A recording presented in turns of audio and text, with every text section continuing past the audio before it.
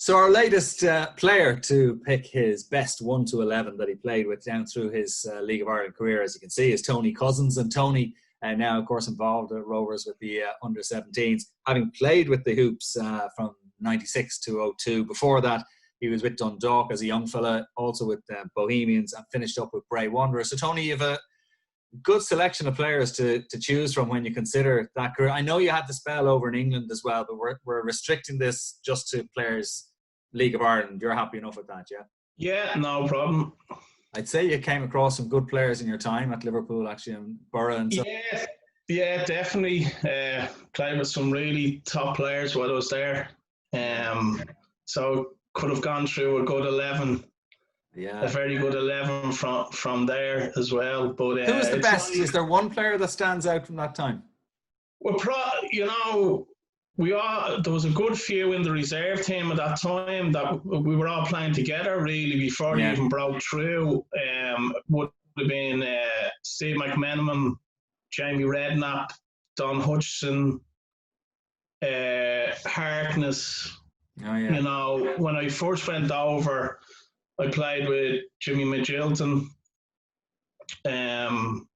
So, you know, there was a good batch of a lot of good players. Mike Marsh. Yeah. Another player that was there as well, a local lad. So a lot of good players, and then obviously you had players dropping down, coming back from injury. You know, you had to played with John Barnes, you know, which was a pleasure. Yeah, I can imagine. One of the best players, you know, at Liverpool at the time. But I had the pleasure of training with them with the first team as well. When I first went over, I was training regularly with them. So great times, great players. But we have great players here as well. And you know, looking back through my times, like, you know, we had a really good side at Dundalk, where I started with. We were competing for the league all the time every year, and a couple of League Cup finals in there. You know, it's amazing to think even the crowds. The first League Cup final, I remember, we played Derry City, and Dundalk had beaten Derry in the FAI Cup final, which was the FAI Cup final used to be the end of April. Yeah. Up used to start at the start of the season, the following season, so the final was around October. But Derry came down in their droves, and they reckoned there was thousands locked out of the ground that night, but they reckoned there was 12,000 in Oriel. Now, when you looked at the health and safety now, so it's 3,500. They were actually on the roof of the stand, the Derry supporters that night, sitting watching the game. So they gave us an absolute spanking on the night. But again, they had a really good side, and then we beat them the following year in the final again. So good memories. I was watching an old documentary about Derry City when they first came into the league at that time, and the success they had under Jim McLaughlin when he went up there and stuff. And the crowds were just, it was amazing. The whole city got behind the team. But a bit like Dundalk, you know, everybody in Dundalk is flying the black and white flags at the moment. The side are going so well. So, I mean, you'd know well about that from your time there. I think, am I right in saying when you were at Dundalk, you got the PFAI Young Player of the Year as well? Yeah, that's right, yeah.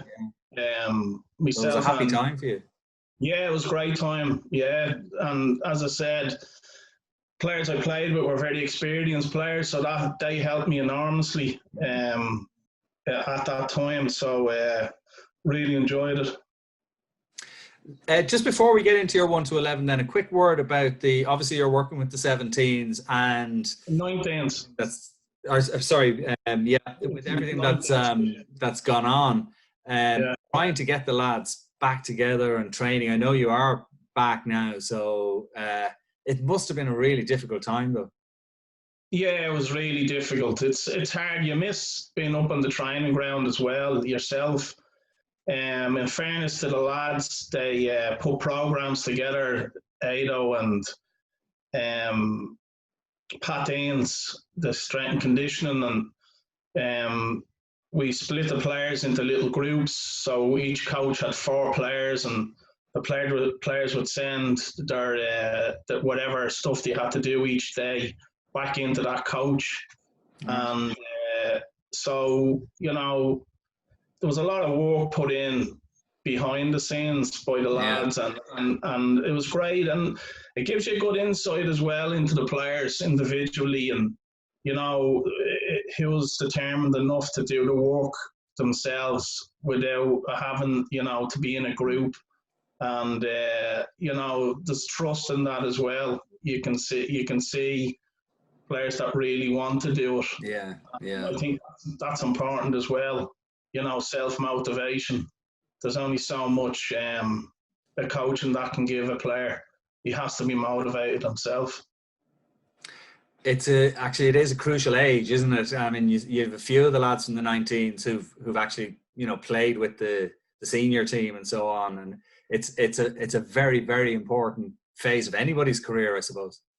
Yeah, I think the first division is massive for the club, and we see it this year. You know, we've had 16-year-olds playing, and they're playing regularly now in the first division and held their own, which is fantastic. I think what you do see is the work that's going in behind the scenes in relation to the strength and conditioning and that. You know, I see it even with the players, you know, the 15s. I went to watch the 15s and 17s playing the other night, and you can see physically, you know, the players they're further ahead than young players like 5-10 years ago now, physically. And I think that's how they're able to step up into senior level as well, because there was always ability there, but sometimes the physical attributes weren't there to go with it. Whether it's a small player or not, he can still be built well physically to be able for the demands of the game. And I think you can see that now, and they can all play as well. You know, they're being encouraged to play right through the different levels. So I think that's a massive plus, and it's a big plus for Stephen in the first team as well, because it's very difficult when you're a manager and the expectations at a club as big as Rovers are winning trophies. It's very hard to be introducing 17, 18-year-old players into the team, and you're still trying to win trophies. Now with the first division, at least there's an opportunity to blood those players and give them that experience. And it's surprising if you have a 16, 17-year-old and he gets 50 games over the next 2 seasons under his belt. You know, it'll put him in a better position to break into the first team. Absolutely. I think the biggest thing is you'll probably see more. I mean, I know there is talk of, is it Dundalk who are looking at introducing a team into the first division as well? But I think, you know, for other clubs, it's going to be something that they'll be looking very closely at. Yeah, and I think particularly if you're a top 4 side, because, you know, you could have a young lad, 18, that maybe is coming, but it's just not there at the time. And you're having to make a decision to let him go because it only goes up to under 19s if he doesn't make our first team. And back on the back of what I was saying about the top 4 sides, it's so competitive. The managers are under pressure to win stuff. That they can't introduce all the young players that you have. So I do see, you know, particularly with the top sides, them definitely looking to try get into the first division as well. Well, listen, let's have a look at this team you've picked. Now, I know you've a lot of tough decisions to make. You've played with a lot of good players down through the years, so you're going to fall out with a few people. That's inevitable. But when we probably forgot some even. What I tried to do was put a few players into each position. Yeah. And then pick one out of that that I felt, you know, I would go with. Yeah. So maybe we start with the goalkeepers. Okay. So the 3 goalkeepers was Tony O'Dowd, Shamrock Rovers, Dave Henderson, Bows, and Alan O'Neill, Dundalk and Shamrock Rovers. 3 top goalkeepers. Yeah. and it was difficult to separate them, but I went with Alan O'Neill, probably for his consistency, and good voice behind you. Probably would have been a goal, a 6-yard box goalkeeper. Tony was quite the same as well. Dave would come for a lot of balls outside of a 6-yard box, but I think overall, Alan was very consistent and good leader of the back four. So Alan O'Neill in goal. And the other thing about Alan is he won a lot in his career. You know, he was a winner. Without a shame, that shows how good he was. You know, of what he did in his career. Got into the Irish squad, and a good fella to have in the squad as well. You know, good to have in the dressing room. So definitely go with Alan O'Neill. Alan gets the nodding goals. Is it a flat back four you're going for? I'm going to play a 4-2-1-3. Okay. So will we go with right back then? Right back. 3 players are right back. Dave Mackey, Dundalk. Tony O'Connor, Bowes, and Richie Purdy, Shamrock Rovers. Dave Mackey was a really cultured player. You know, very good on the ball. Good defender. And he was good in the air as well. Dave gave you a good presence at right back, you know, 6 foot. And his dad was a Rovers legend as well, Jerry. Yeah, and Dave was a really good footballer, you know. At a time when sometimes the pitches weren't as good as they are now. Yeah. Dave could really play, you know what I mean? He was very cultured right back, and he had a couple of brilliant seasons there at Dundalk.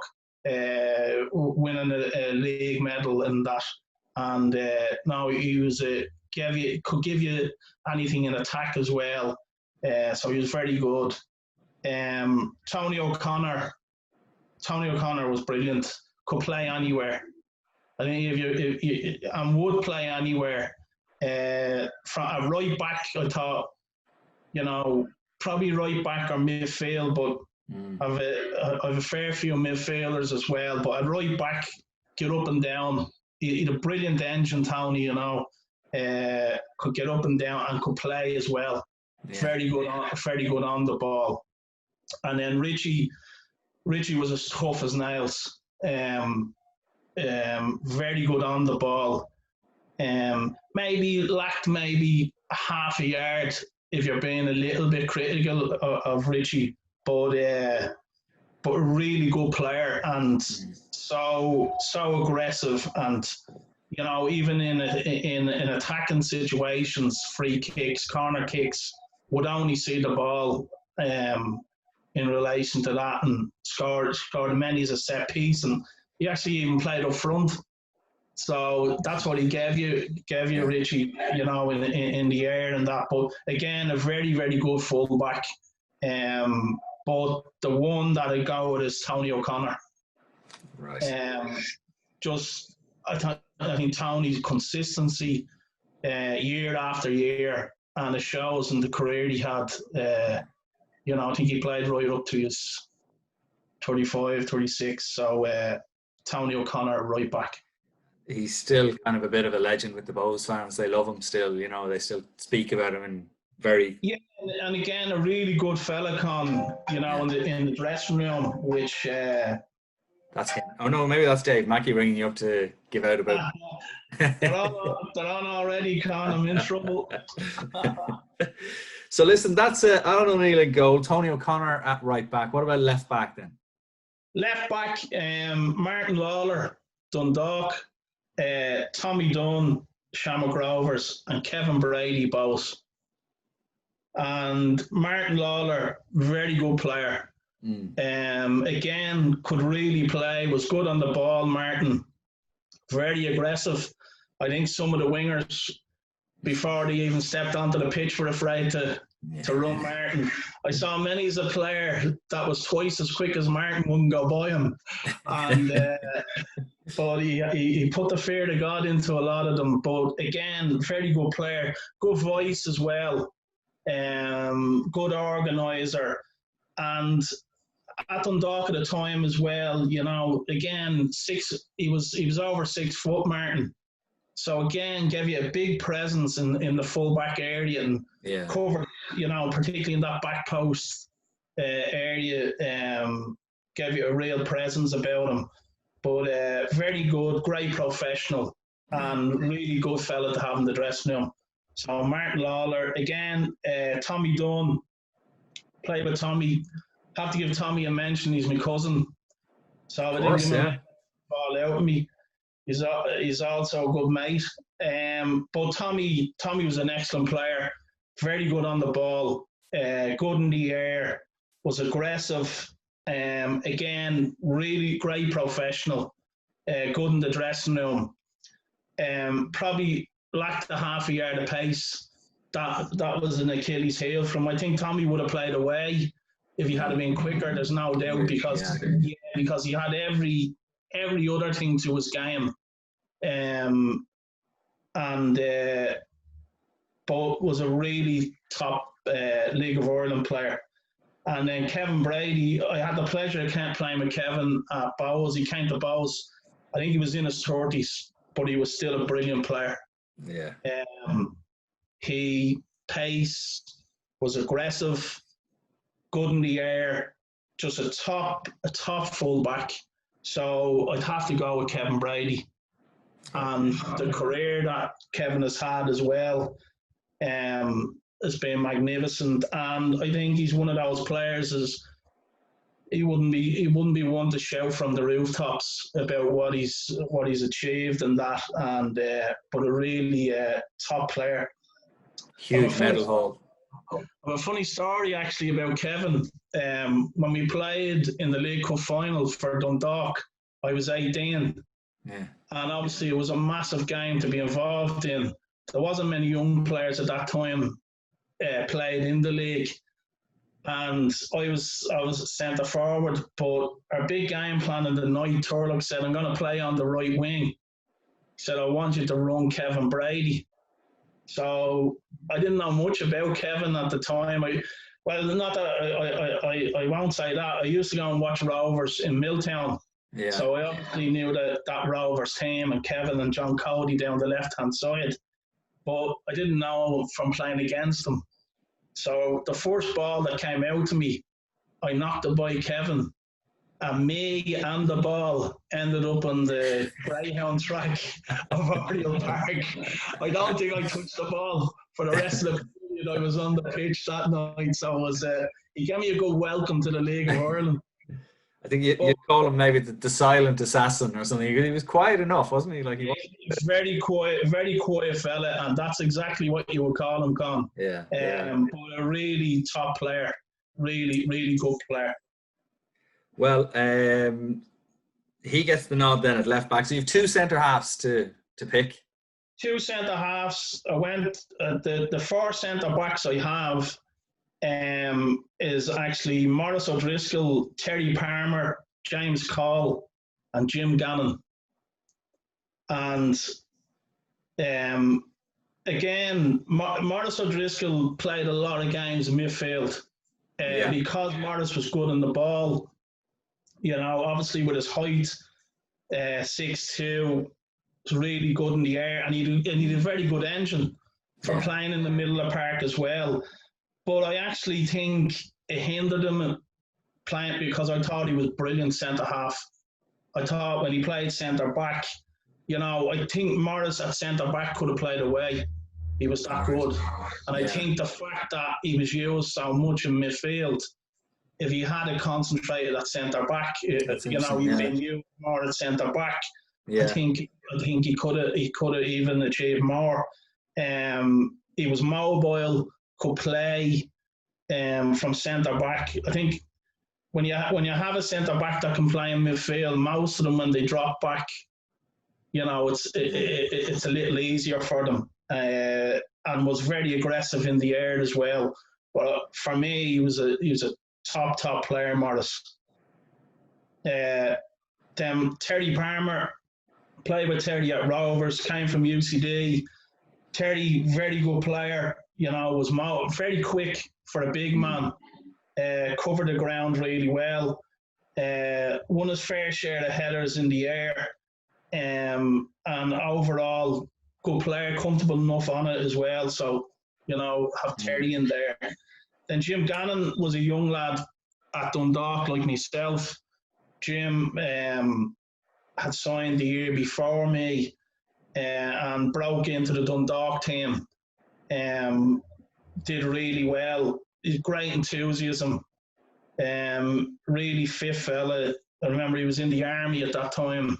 Right. And I think he'd run 10k in the army and then come up training and run everybody into the ground.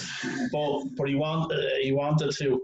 But again, a very good player, very brave, and so Jim, and then went on to have a good career away in England. He did. And then James Call. I played against James and played with James.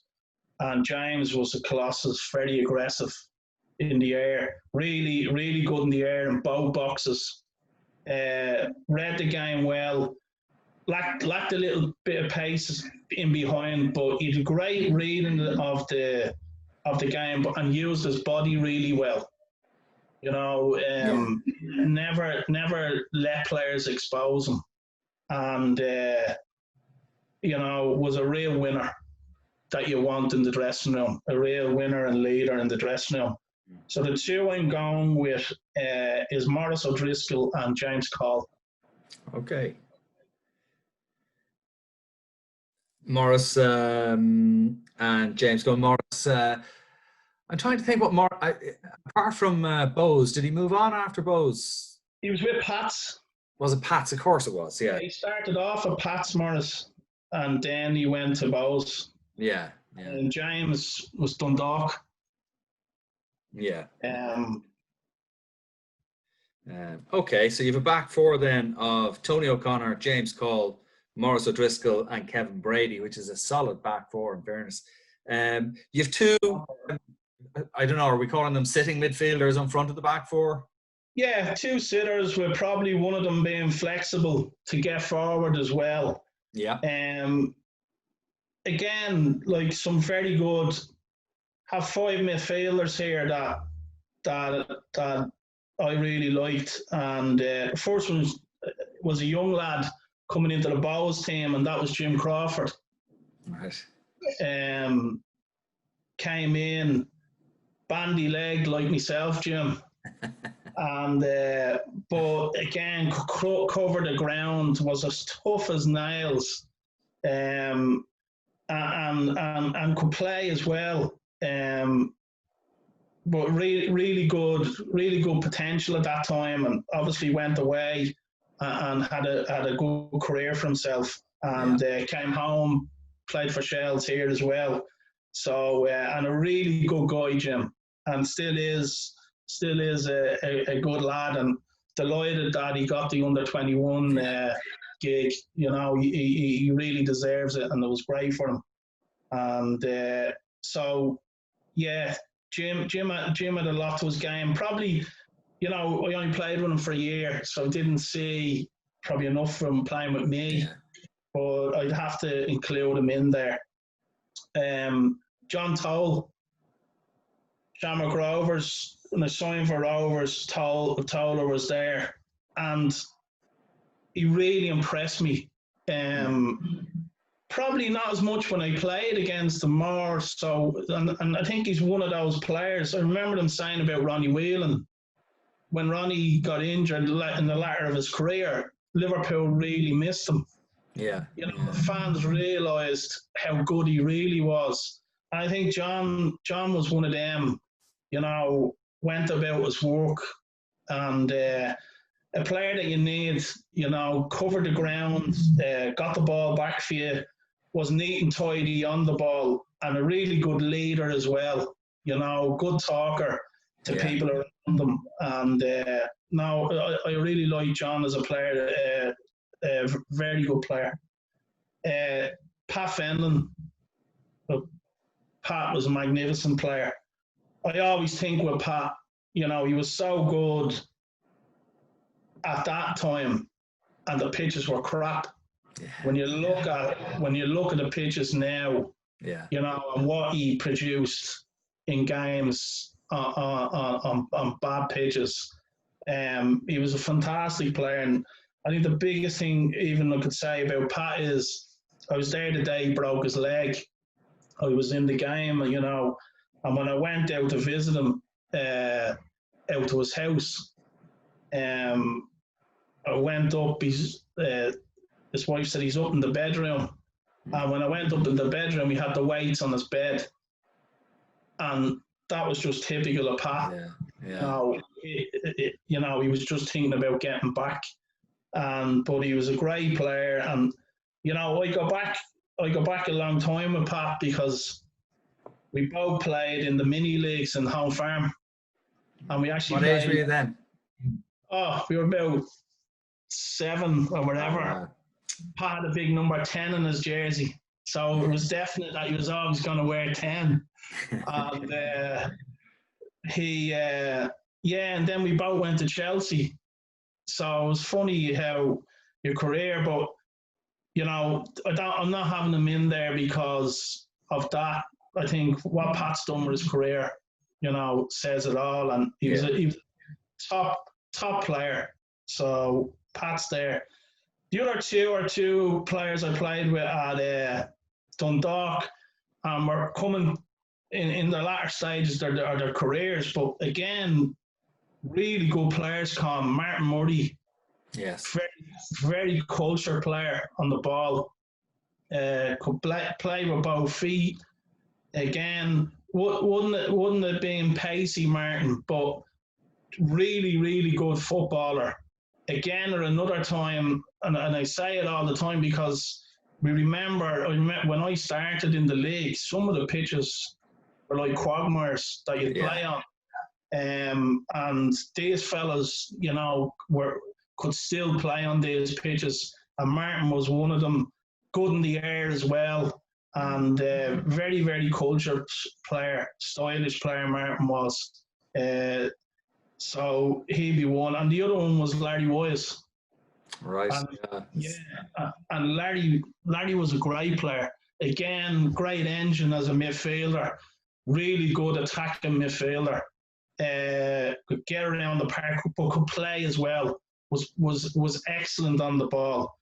Could open up defences and wasn't afraid. He had a slight build, Larry, but he wasn't afraid to put his foot in, and he was very good. So it was hard to go with two, but the two I'm going with is John Toll and Pat Fenlon. With John holding it down there and Pat giving that license to get involved in the game, in the forward play as well. So John Toll, that's sort of the ball winner. Exactly, and Pat there to destroy them with his creativity. Grant, I mean, again, you're having to leave out some very good players, but that's the nature of this. Now you've the one player then in behind the front three. So who's that going to be? Yeah, there was a few in mind, but I put two in there. And one I didn't play with, I didn't have the look to play with too much, and that was Barry Keogh at Dundalk. Yeah.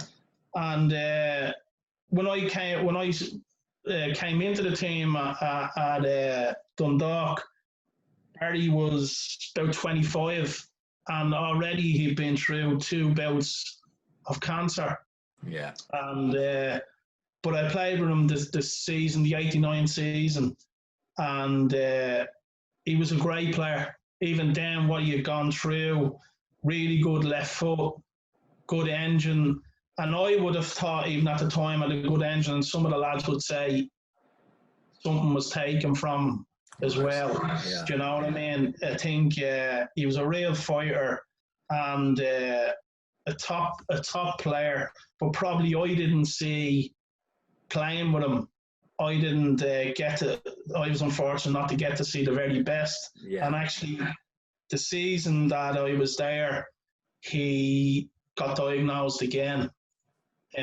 Halfway through that season, we were actually coming back from Cove, and he told the players on the train, and there was a good few hard men on that train with tears rolling down their cheeks, because he was a really likeable fella as well, really bubbly, likeable fella, and what he had to go through, that's why to every young lad, enjoy your career, enjoy every game you get to play, because nobody knows what's ahead of us. Yeah, I mean, Barry was taken from us way too young. Again, like they absolutely revere him in Dundalk. There was I think before the cup final a couple of years ago, there was an honour given to a representative from each club, and Barry's family were there to sort of collect the honour posthumously on his behalf. And like the room, just a mere mention of his name, and everybody from Dundalk was just on their feet. Great guy by all accounts. Great fella, really good fella. Loved a good laugh, and really nice fella. And the other one has to be Derek Tracy. Great player, played with Derek again, another player that could play most positions and did play in most positions. Yeah. And like play well no matter where you put him. Put him left wing, right wing, play him up front, anywhere in the midfield positions he could play. A lot of games as well then 4-4-2, so he used to play in central positions. Great engine, very good on the ball. So the one I'm going to go with is Derek Tracy. And I think he'll always be a legend at our club. No doubt. 15 is remarkable for the player to give a club. And what a really good lad as well. Hard to leave Barry Keogh out, but Derek Tracy, I mean, has had a phenomenal career with Shamrock Rovers. Yeah. So that only leaves you your three frontmen. Three frontmen, but I have a stack of frontmen here. So,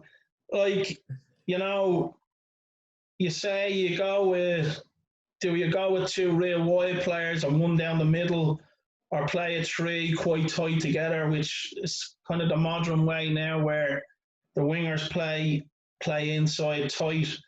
So I kind of said, if I played two in tight, I could go probably with three strikers.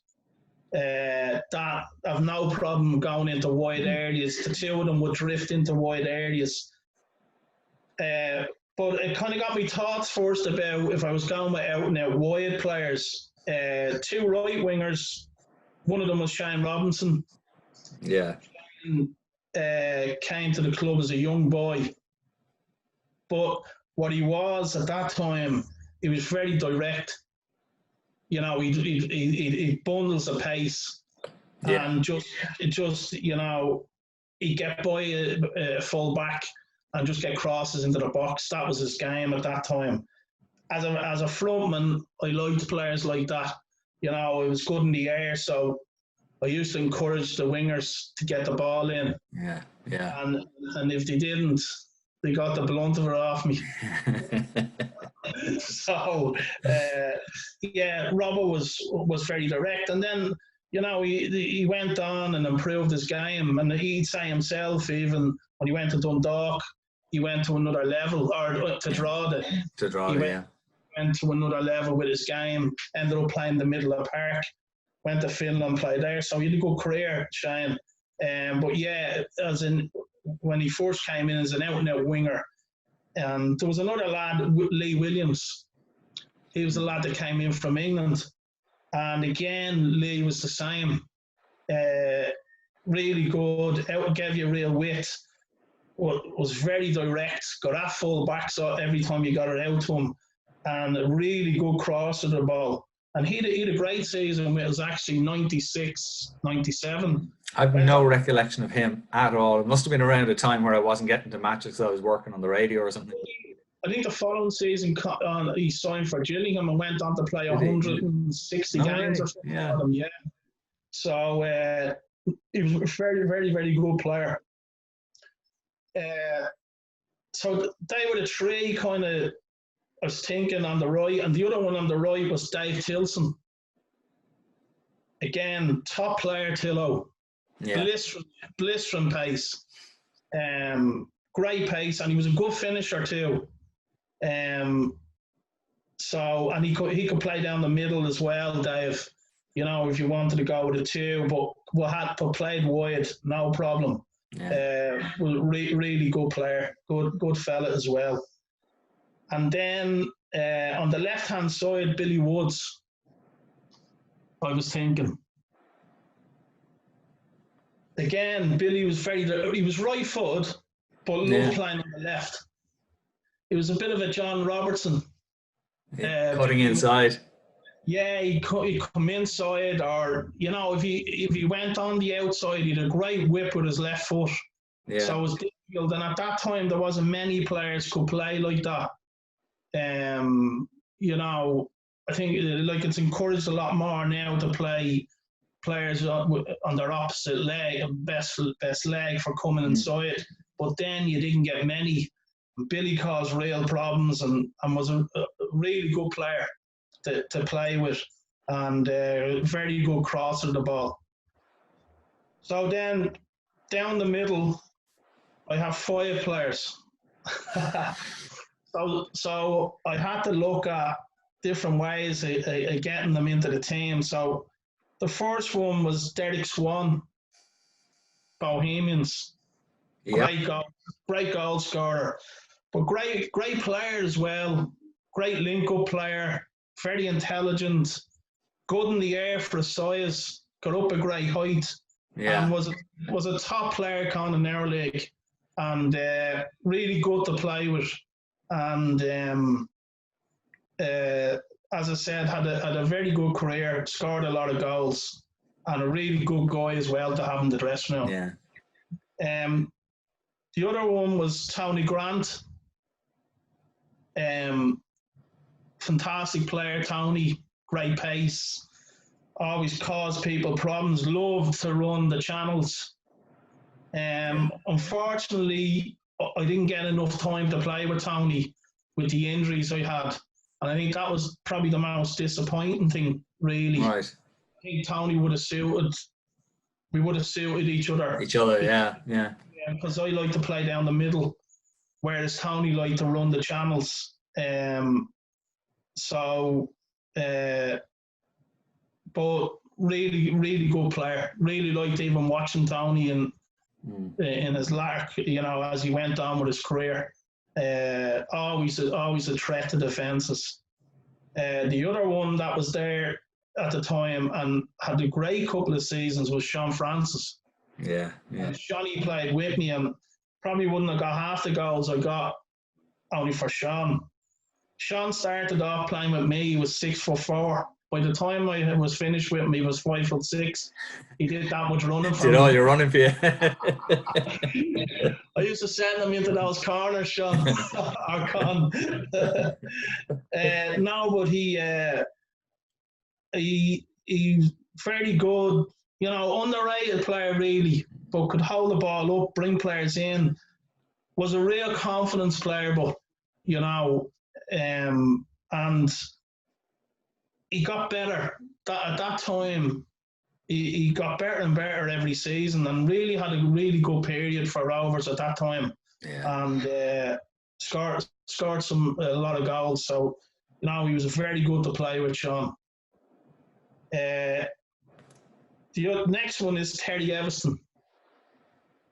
And at Dundalk, Terry was brilliant to play with. Held the ball up so well. He was so strong, bringing players into the game. But the one thing he had, it was just a knack. He would get the balls in the air you wouldn't think he'd get them. And he just, I think he used to shine the old head up. He might have had a few strings of hair left at that time gone, but it would just glance off his head, and you know, it would catch out centre backs because you would think, but we're playing with him, you'd always take the gamble in behind them. Yeah. And because you knew he would get a little flick on it.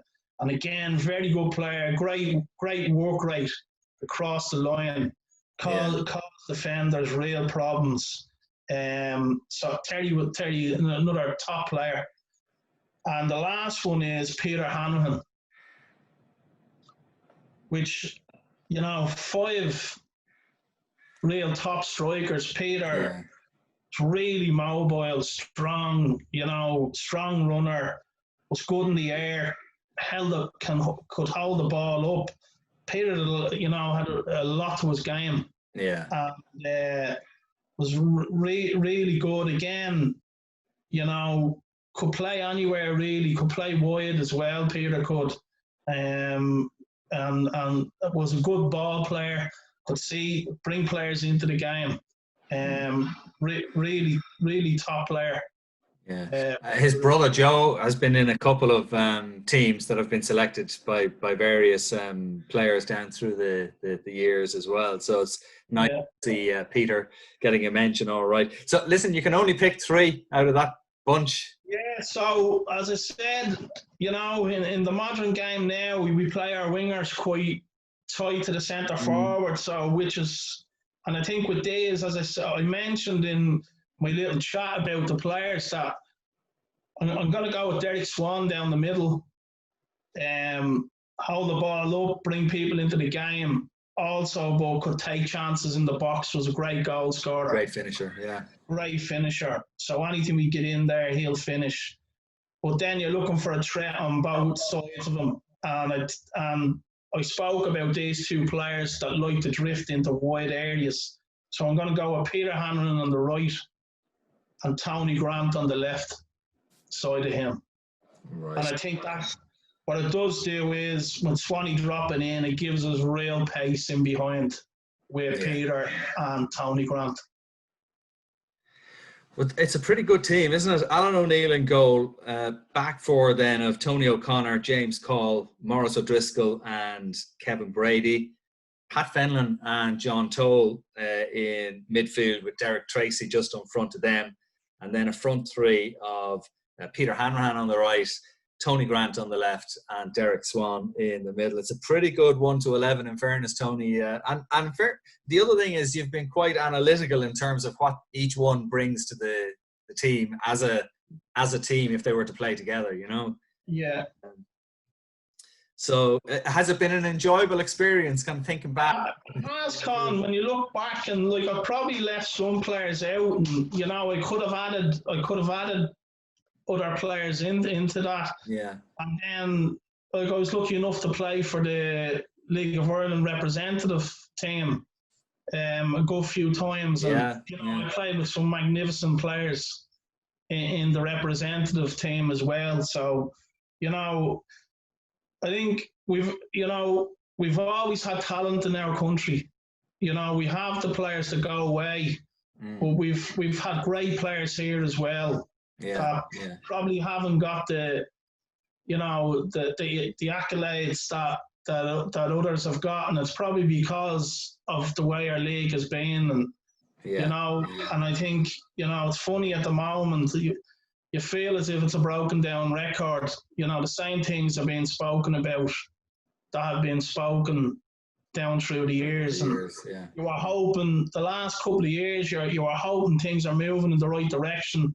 I think even this year, you look at the crowds at the games at the start of the season, and that all lifts players. You know what I mean? Without a doubt. But I think we really need to get the league we're in a crossroads now.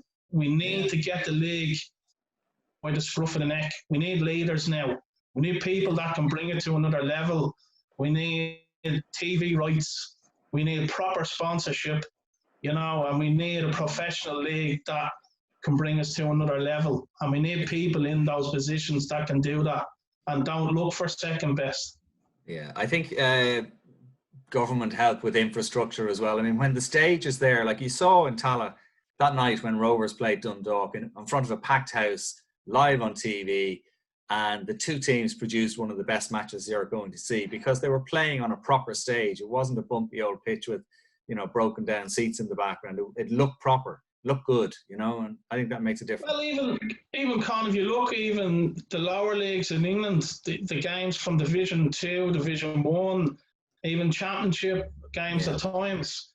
The one thing the clubs here are trying to do now, a lot of the teams are trying to play all the time. Yeah. You know, they're playing from the back. It's not a lower league England style where it's kind of back to front and, you know, get up after the play, and they are trying to play a different way, a continental way, and even Rovers really great to watch. Stephen has them playing really good football, and a lot of the teams are like that. Dundalk are quite dynamic. You know, you only have to see what they've done in Europe, and these are teams that are doing that on limited resources compared to the rest of Europe. So, you know, there's no doubt, and it is harder now as well for our young lads that go away to make it. Sure. Because the pool for the bigger clubs is so big now. They're looking in South America and all. So we need a structure here. The academies are great. We're giving the players a chance to play against each other, the top players to play against each other, which the competitiveness gets higher. But also, as I said earlier, with the likes of strength and conditioning and all that's been included into their programs, you can see the players are a lot stronger. But for that production line, we need the right infrastructure all the way up into the first team. And it's important that, you know, this is a time we really have to get it right at that level. Well, Tony, continued good fortune with the 19s. It'd be great to see you back out and about and at a match in the not too distant future, fingers crossed. And as I say, continued good luck. And thanks a million for doing this. Really appreciate it. And great talking to you again. Pleasure, Con. No problem. I'd be deleted off a lot of phone numbers now. That's your problem, not mine. I'll see you soon, Tony. Thanks very much indeed. Good luck.